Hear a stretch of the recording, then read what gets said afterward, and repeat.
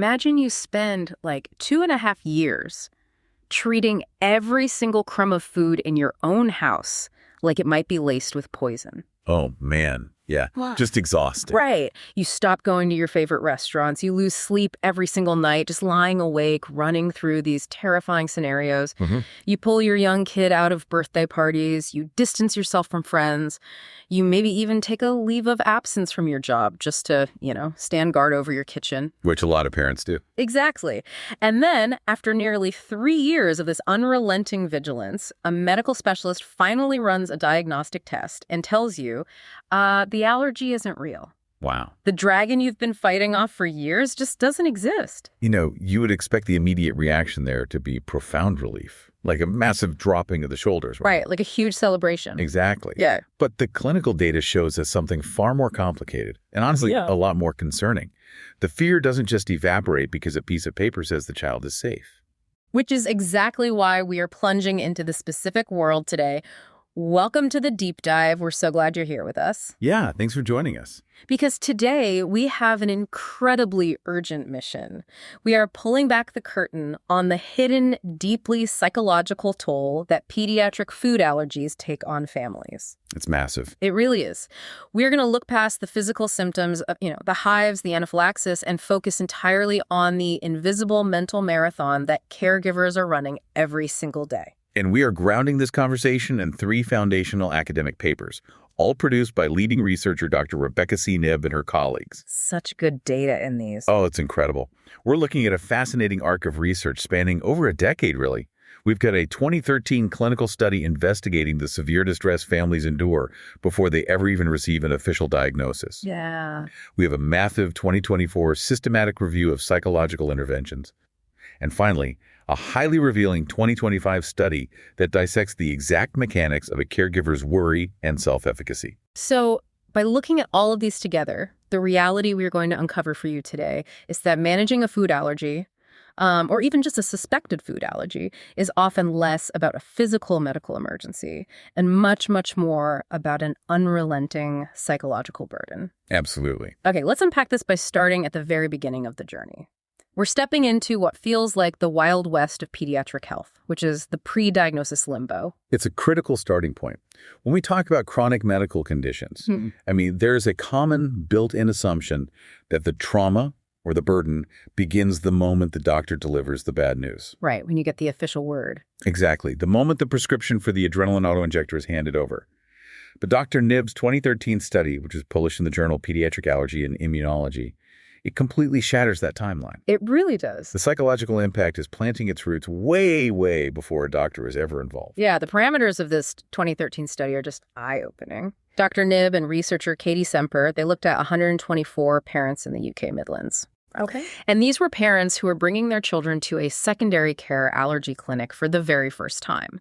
Now, these aren't just walk-ins off the street. Right. These are families who have already been seen by a general practitioner or, someone at a hospital, and their situation was deemed concerning enough to warrant a specialist referral. So there's a documented concern. Exactly. And the timeline of their suffering is just staggering. On average, from the moment they got that referral, these parents waited 4.05 months just for the clinic appointment to happen. 4 months. We really need to contextualize what 4 months of waiting actually feels like under these specific conditions. It's an eternity. It is. Because, if you are waiting 4 months for a knee surgery consultation, you modify your physical activity. You ice it. You take pain relievers. You manage a known discomfort. Sure, it's predictable. But if you suspect your infant or toddler has a life-threatening food allergy, those 4 months are defined by chronic, high-stakes uncertainty. Oh, the stakes are life and death in their minds. Every single meal, every snack, every time your child puts something in their mouth, and toddlers do that constantly, it is a potential medical emergency. You are operating in a state of continuous threat assessment. And as intense as that 4-month wait is, The study reveals an even more shocking metric. Yeah.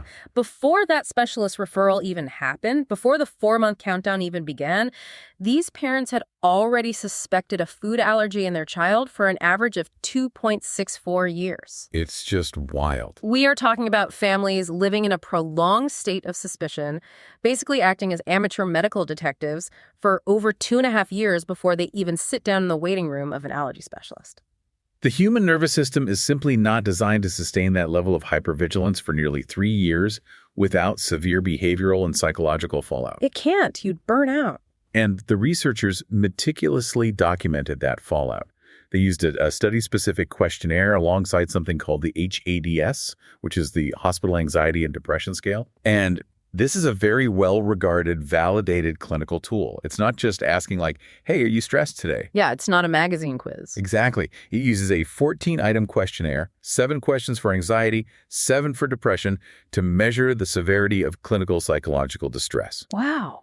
And what they found was that 86.4% of these parents reported that this suspected food allergy was already severely impacting their family lifestyle.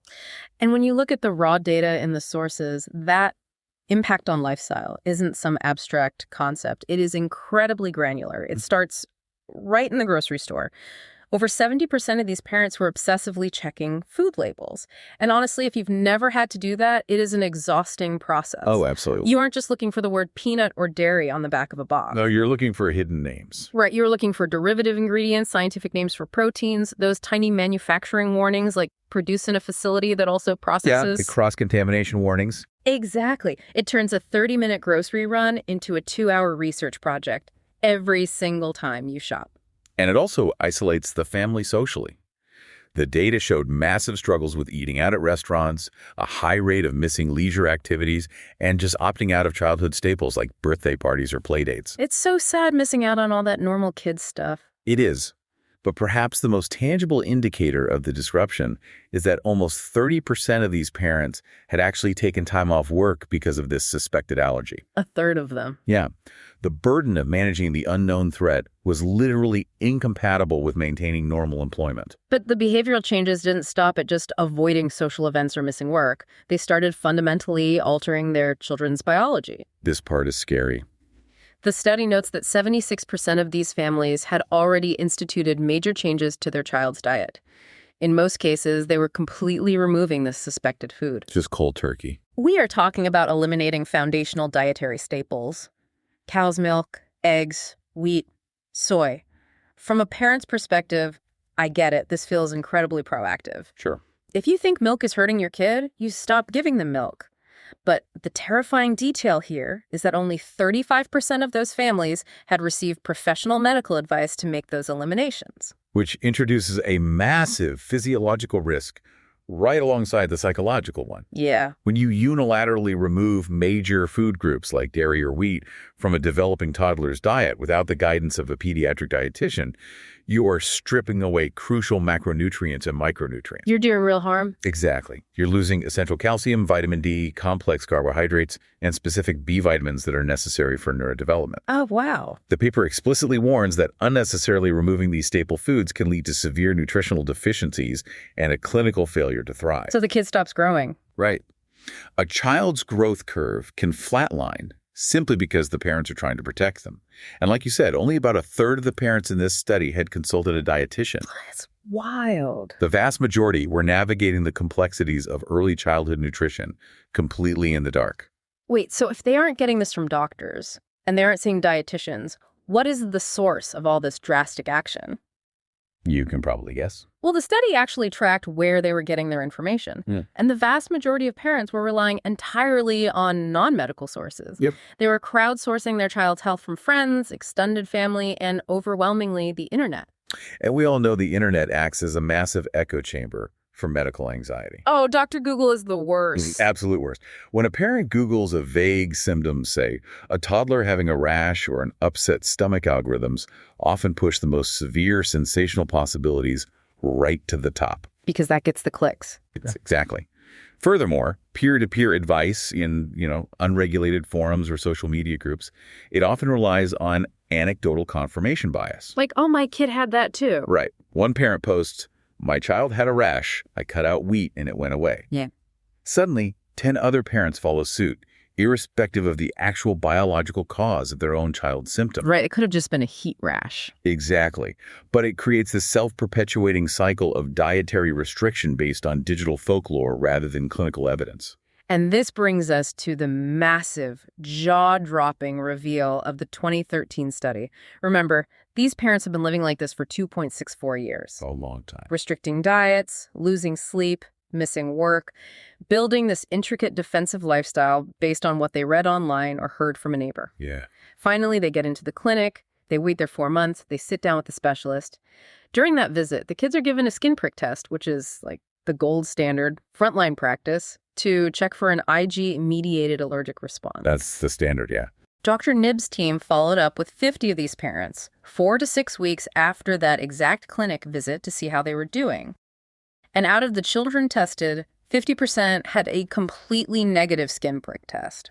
50%. Half of them. It is a staggering statistic. It means a massive portion of these parents had been heavily restricting their children's diets, risking nutritional deficiencies, isolating their families, and operating in a state of high alert panic for over 2 years, for absolutely no clinical reason. None at all. The biological threat they feared simply did not exist. Now, this is where I have to stop and really look at the mechanics of this, because my brain honestly struggles to compute the next part of the data. It's completely counterintuitive. It is. The medical truth is finally revealed. The doctor says, your child is fine. You don't need to do this anymore. Right. You would logically assume that these parents would experience an immediate life-altering sense of relief. You think they celebrate? Yeah, they would go out and buy a massive pizza, pour a giant glass of milk, and sleep for 12 uninterrupted hours.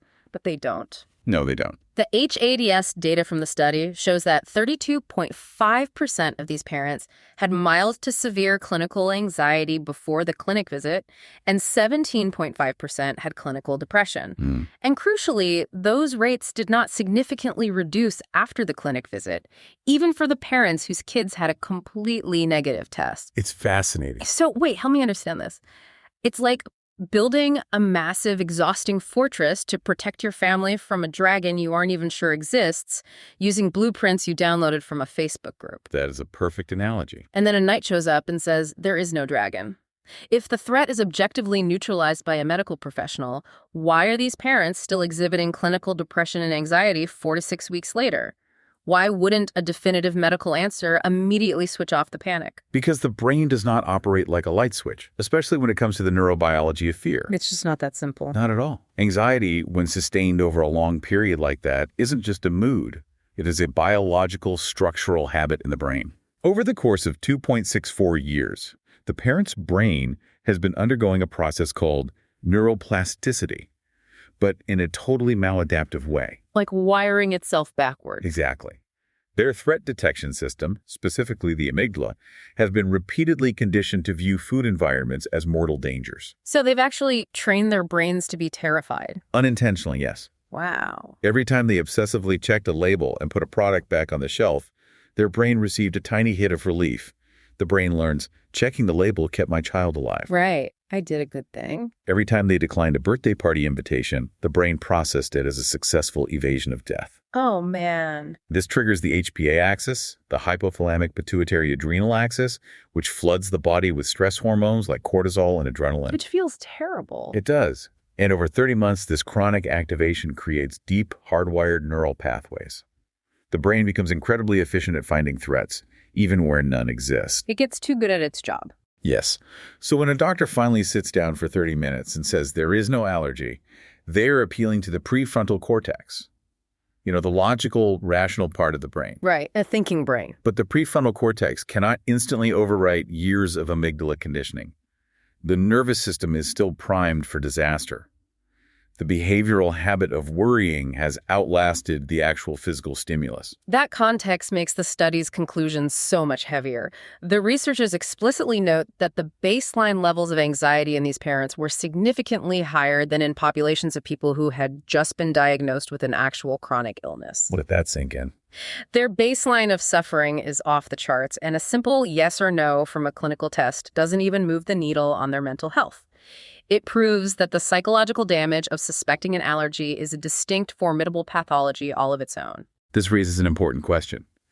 If a definitive clinical disconfirmation doesn't fix the anxiety, and if the physical reality of the allergy isn't the sole driver of the family's misery, then what is actually determining a parent's quality of life? Right. Because clearly the objective medical facts are taking a backseat to something else. And that question takes us straight into the second major phase of our exploration today, decoding the burden. Yeah, let's jump forward. We're going to fast forward the timeline. We're leaving the pre-diagnosis limbo behind and jumping to the year 2025.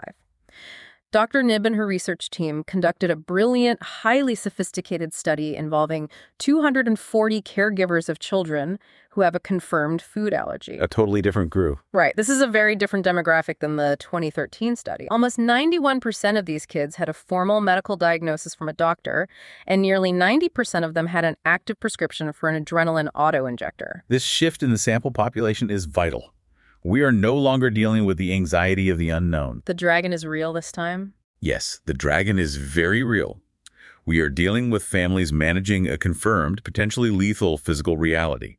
These are severe documented cases where anaphylaxis is a genuine, ever-present risk. Now, what stood out to me immediately in the 2025 paper wasn't just the findings, but how they found them. The researchers used highly specialized measurement tools. They didn't just use the HADS this time. No, they didn't just hand these parents a generic "Are you stressed?" questionnaire. They used the Food Allergy Quality of Life Parental Burden Scale, known as the FAQLPB. A mouthful, but very specific. Very. They used the Food Allergy Self-Efficacy Scale for parents, the FACE-P, and most interestingly, they used a newly revised Worry About Food Allergy Scale, or the WAFA. The evolution of these specific tools represents a massive leap forward in psychological research. How so? Well, for decades, psychologists relied on generic anxiety scales to assess patients with chronic conditions. But a generic scale asks broad questions like, do you feel tense? Or do you have a feeling of impending doom? Which is pretty vague. Exactly. A parent managing a food allergy might not feel a generalized sense of tension about their life, their finances, or their marriage.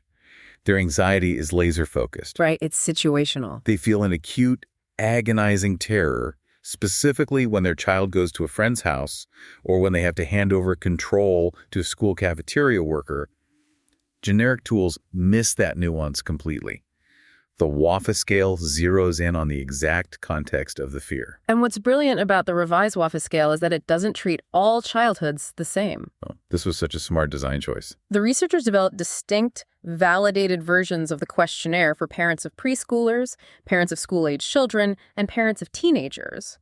Because obviously, the threat matrix changes as the kid grows up. It completely shifts. Worrying about a toddler who puts literally everything they find on the carpet into their mouth is a completely different psychological experience than worrying about a 16-year-old going on a date, ordering at a restaurant without you, and potentially kissing someone who just ate a peanut butter cookie. The demographic breakdown across these age groups yielded incredibly clear logical patterns.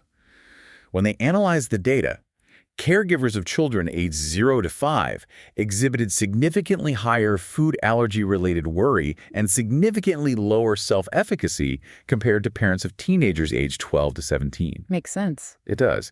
This deficit in self-efficacy, which is essentially a parent's belief in their own capability to manage the allergy safely, was especially pronounced when it came to managing social occasions. Which makes perfect intuitive sense. When they are 0 to 5, they can't advocate for themselves. No, they can't speak up. They can't read a label. Yeah. If a relative hands them a cookie at a family gathering, they will just eat it.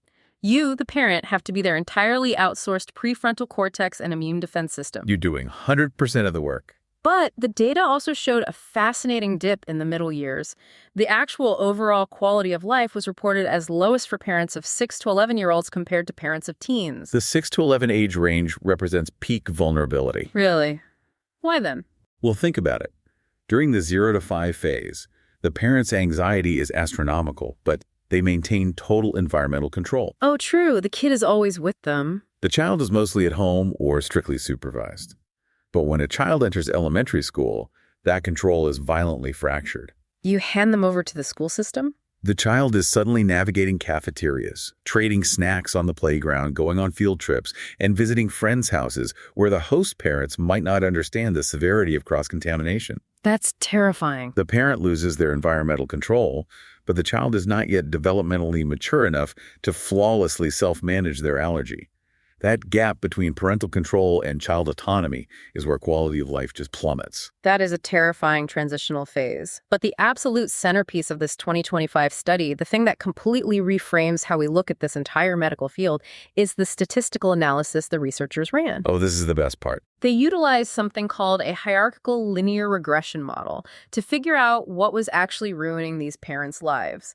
Now, I read the methodology section, but I really need you to break down what a hierarchical linear regression model actually does in this context without the heavy math jargon. Sure.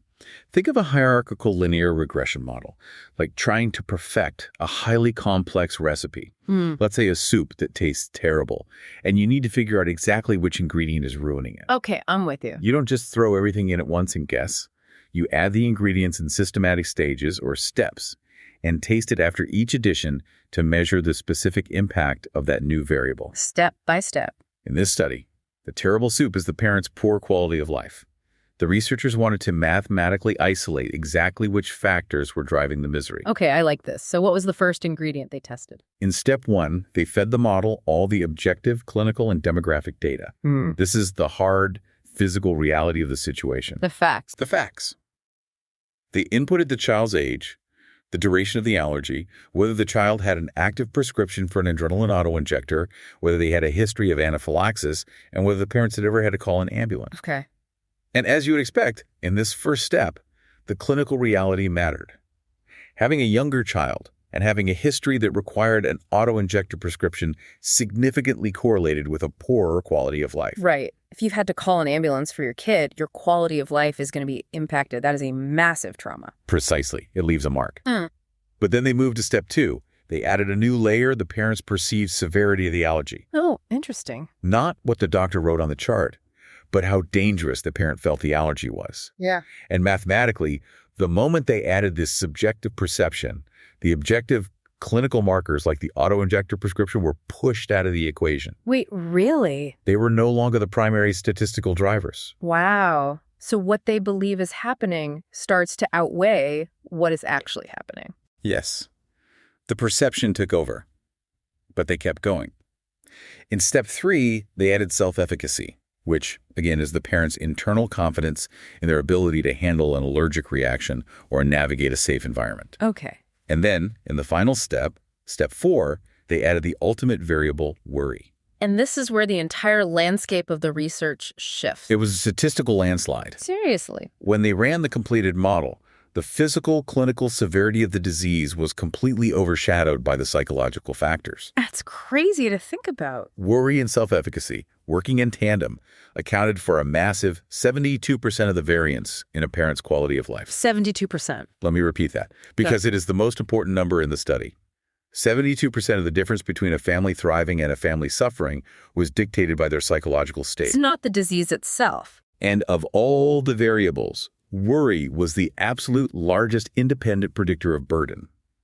The physical history, the terrifying ambulance rides, the violent anaphylactic reactions, the age of the child, all of it became statistically secondary to the mental state of the caregiver. Here's where it gets really interesting, because it forces us to look at self-efficacy as a practiced skill. Yes, exactly. It is a lot like learning to drive a car.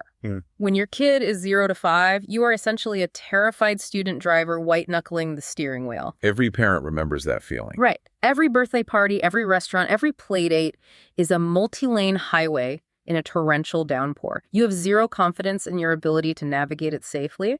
But by the time they're teenagers, you understand the mechanics of the car. You know the roads are still dangerous.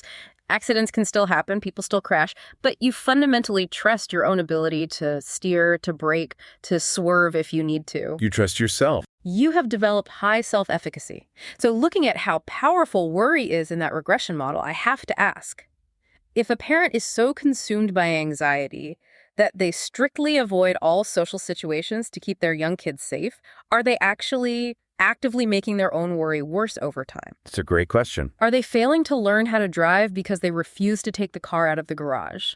That is an incredibly astute way to frame it, and it perfectly describes the central psychological trap these families fall into. The avoidance trap. In clinical psychology, we understand that avoidance is the absolute most potent fuel for anxiety. Because it feels good in the moment. When you avoid a situation that scares you, you experience an immediate short-term drop in anxiety. Yeah. It feels good. It feels safe. Right. But long-term, avoidance prevents experiential learning. If you are so terrified of a cross-contamination event that you never allow your child to attend a birthday party, you never get the opportunity to test your skills. You stay a student driver forever. You never get to call the host parent, ask about the cake ingredients, formulate a safe snack plan, execute that plan, and experience the success of your child coming home perfectly safe and happy. You never get the data point that proves you are a capable driver. Exactly. Without those successful data points, you never build self-efficacy. Your brain creates a false equivalence. Like what? The fear tells you, the only reason my child survived this weekend is because we stayed locked inside our house. Oh, wow. That's a heavy thought. And over years, that belief calcifies. The world becomes increasingly dangerous in your mind because you have zero evidence of your ability to survive it. So the fear just grows. This is a monumental pivot in our medical understanding of food allergies. It proves that the clinical severity of the physical allergy is not destiny. Right. If a child is severely allergic to peanuts, modern medicine currently cannot cure that physical reality. They're allergic to peanuts. But this data proves beyond a shadow of a doubt that we can treat the parent's self-efficacy. We can fix the 72%. We can treat the worry. And by doing so, we can reclaim 72% of their quality of life. Which brings us to the ultimate actionable question for you listening. We've identified the true enemy. We have. If worry is the primary thief of a family's quality of life, and avoidance is the mechanism that feeds it, how do we actually treat it? How do we intercept that neurobiological loop and build resilient self-efficacy? For the solution, we turn to the final piece of our research stack, the 2024 systematic review conducted by Dr. Nib and her international colleagues. This one is huge. This was a comprehensive, exhausting look at the global data. They evaluated 11 different psychological intervention studies, encompassing a total of 838 participants, to determine scientifically what actually moves the needle on allergy-related anxiety. And what's great about a systematic review is that it pits different methods against each other. Yeah, it's a battle of ideas. They looked at a wide variety of approaches. They evaluated studies that just offered basic psychoeducation, teaching people the facts about allergies. Standard protocol. Right. They looked at peer mentoring programs where parents talk to other parents. They looked at interventions based on self-regulation theory. But as I read through the findings, there was an undisputed, clear MVP.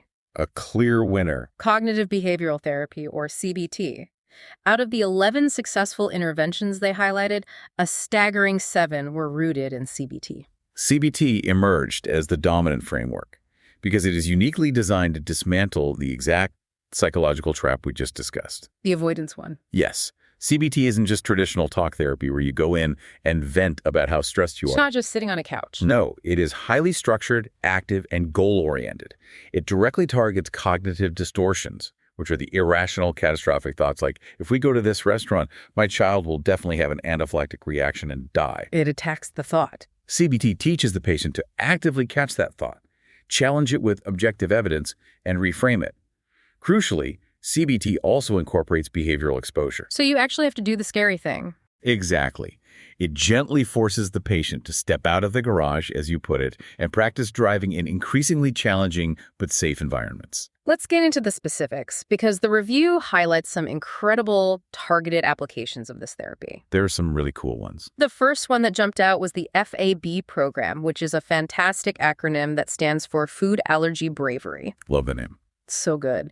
This was detailed in a 2022 study by Dalsgaard and colleagues. What's unique here is the target audience. It was a 6-session CBT clinic specifically designed not for the parents, but for kids aged 8 to 12. Okay. Wow. Yeah, these were children who had excessive, clinically diagnosed anxiety about their food allergy kids who were so terrified they were probably struggling to eat at school or participate in normal childhood activities. And the flexibility of the FAB program is notable. They offered the sessions either in person or via video telehealth, making it really accessible. Which is so important. In just 6 sessions, they guided these children through cognitive reframing and graded exposure tasks. The results were highly significant. They documented large effect sizes in reducing the children's food allergy anxiety. So it really worked. By the end of the short program, the clinicians and the parents rated the children as very much improved or much improved. They essentially taught these kids how to evaluate risk logically rather than emotionally. Then the review looks at the other side of the equation with a 2015 study conducted by Dr. Nib herself, focusing entirely on the parents. The mothers, specifically. You're right. This was a much deeper dive, a 12-week, face-to-face CBT intervention specifically tailored for mothers of children with food allergies. The baseline data for these mothers was heartbreaking. We just tough to read. Before the intervention, they were exhibiting significantly higher levels of anxiety, depression, and poorer general mental health compared to a control group of mothers whose children didn't have allergies. They were drowning in that 72% variance we talked about. But the outcome of those 12 weeks is a testament to the power of targeted psychological care. Yeah, tell them what happened. Following the CBT intervention, those vast discrepancies in mental health simply vanished. He's gone. The mothers in the intervention group demonstrated such significant decreases in depression, generalized anxiety, and specific allergy-related worry that the psychological gap between them and the healthy control group was completely neutralized. They caught up completely. They didn't just feel a little better. Statistically, they were restored to a normal baseline of mental health, despite the fact that their child's physical allergy hadn't changed at all. Okay, those results are fantastic, but the next study highlighted in review is the one that fundamentally blew my mind. Oh, this one is wild. It takes everything we've talked about and elevates it from psychology to hard biology.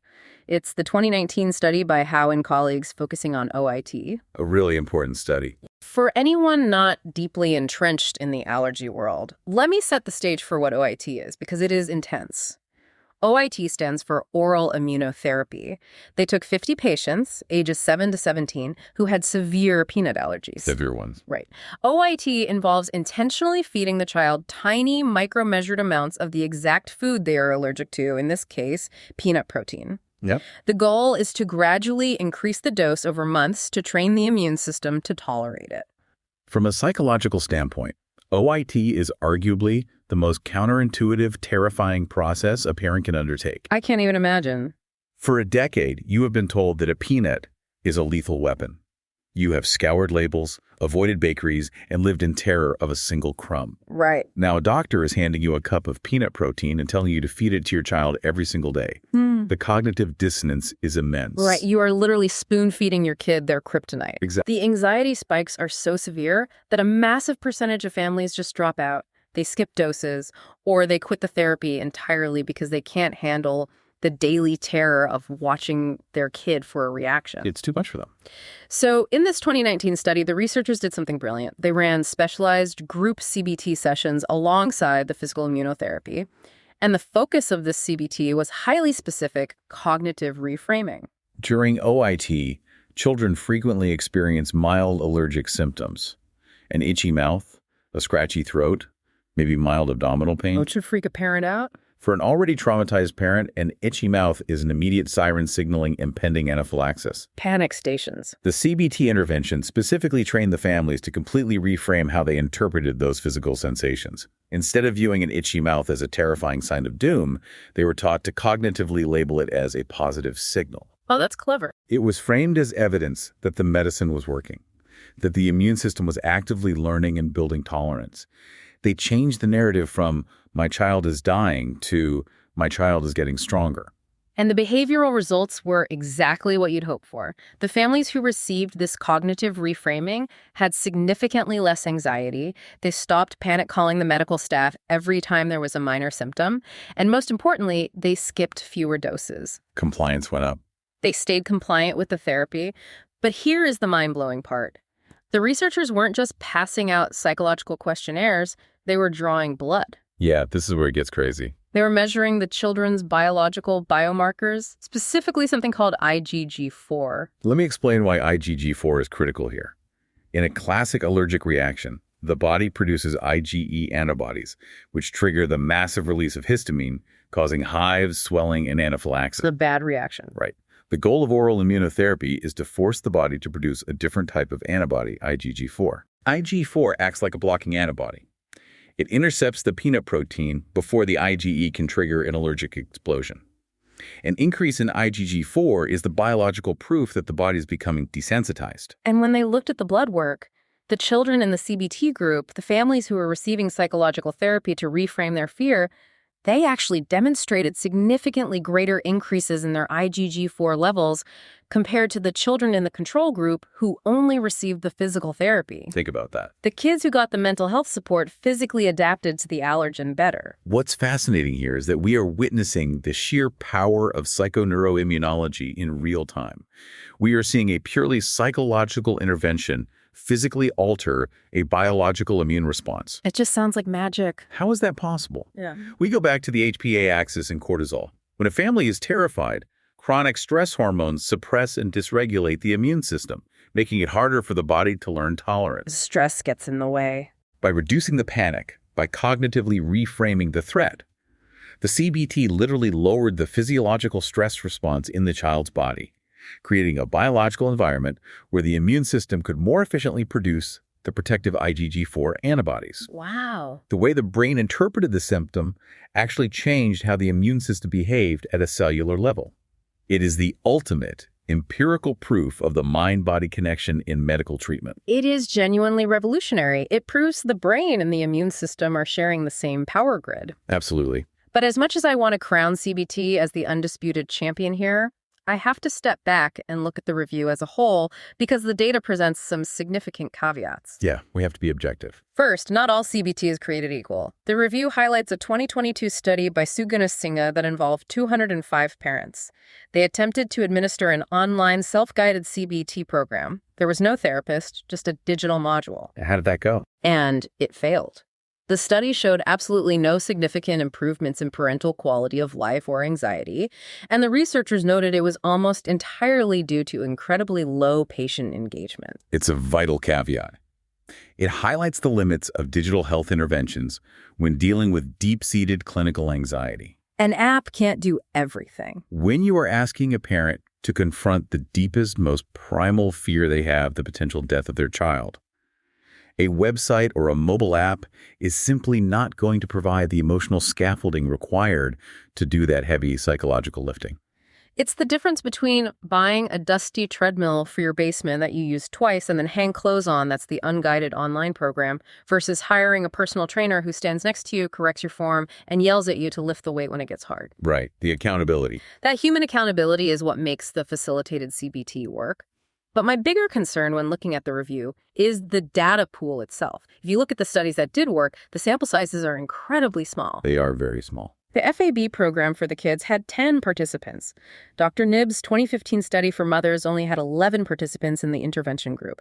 Even the groundbreaking OIT study only had 50 patients total. Yeah. So, scientifically speaking, are we jumping the gun? Is it medically responsible to declare CBT the ultimate silver bullet for a global food allergy crisis based on sample sizes that small? That is a highly rigorous critique, and it is a limitation that the authors of the systematic review are very transparent about. Good. The intersection of clinical psychology and specific pediatric allergology is a relatively new frontier. Many of the studies included in this review are what we call feasibility studies, or proof-of-concept trials. Just to see if it's possible. They exist to prove that the intervention can work and to justify funding for larger trials. The scientific community absolutely needs massive, multi-center randomized controlled trials with hundreds of participants to definitively confirm these effect sizes across diverse populations. We need more data. Furthermore, we have to be practical. Even if CBT is the gold standard, there are nowhere near enough specialized clinical psychologists in the healthcare system to provide 12 weeks of intensive face-to-face therapy to every single family dealing with a food allergy. It's a logistical impossibility. Exactly. So how do we actually apply this knowledge in the real world if we can't give everyone a therapist? The review points toward adopting a stepped care approach in allergy clinics. This means we don't use a sledgehammer to crack a nut. Okay, what does that look like? We tailor the psychological intervention to the specific severity of the family's worry.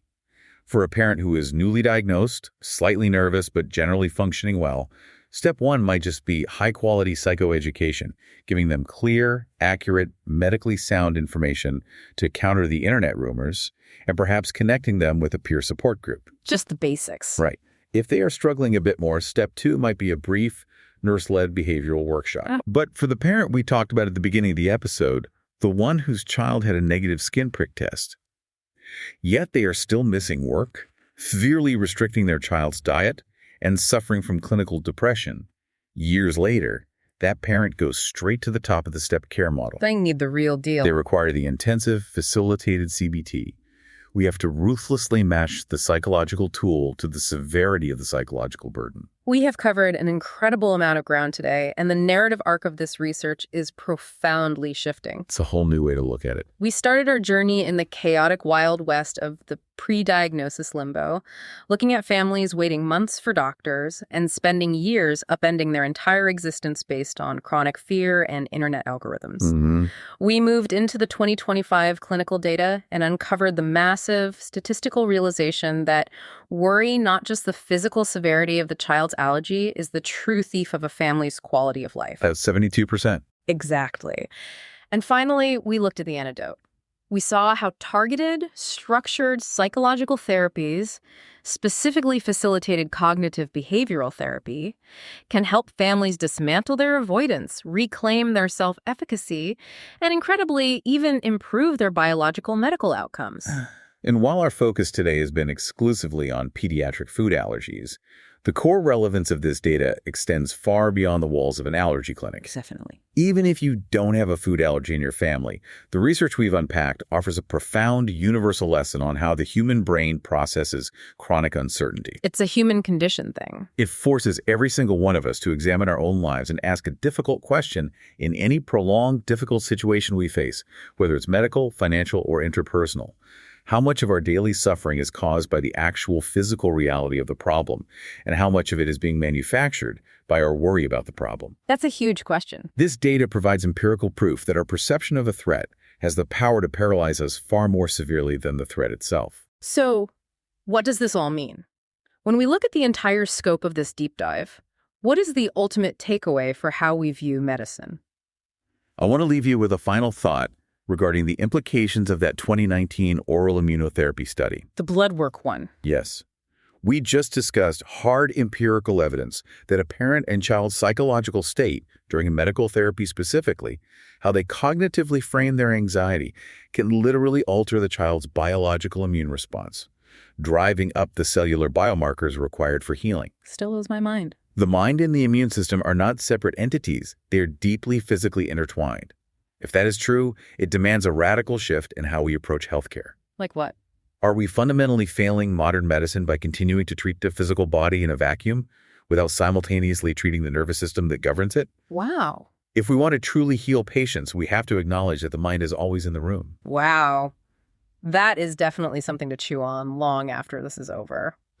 When you step into diagnostic muddy waters, fixing the problem isn't just about getting a clear picture of the body's physical mechanics. It's the whole picture. It's about recognizing that the mind is the engine driving the entire experience. Thank you so much for joining us on this deep dive into the invisible world of allergy anxiety. Take care of yourselves, check your own cognitive narratives, and we'll catch you next time.